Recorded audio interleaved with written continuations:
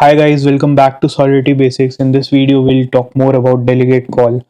So delegate call is a lower level function similar to call, and using this basically a contract A can delegate the execution of something to contract B. So when contract A executes delegate call to contract B's code is executed with contract A's storage, the message.sender and message.value. In this case, do keep in mind that the storage layout must be same of both the contracts. And let's say if you are doing a call on contract A and contract A executes a delegate call, so the message.sender and the message.values are passed on to contract B, and the A's storage variables are also passed on to contract B, and the logic of contract B is executed on them. So the logic of contract A isn't being executed. Instead, the logic of contract B is being executed here. Don't worry about it, you will be able to understand it better when we'll do a code walkthrough and check it out on the remix ID. So here in our code, we have a contract B and the contract A.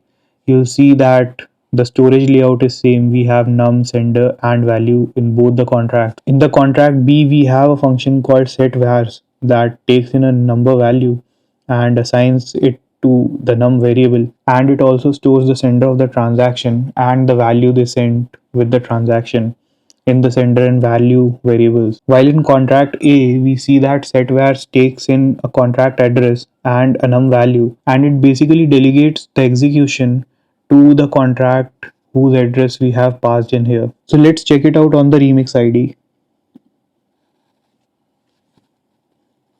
So we have a contract here. We'll compile it and then we'll deploy it. We'll deploy the contract B first and then A later.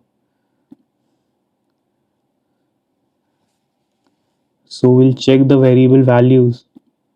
Everything is 0 here.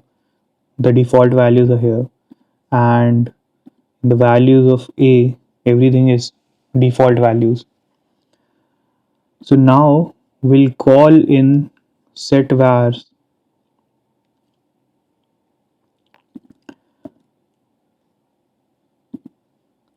setVars function from contract A, which would in turn delegate this entire call to contract B using delegate call. So can you guess what should be the values of state variables of both the contracts after we execute this transaction? Let's see.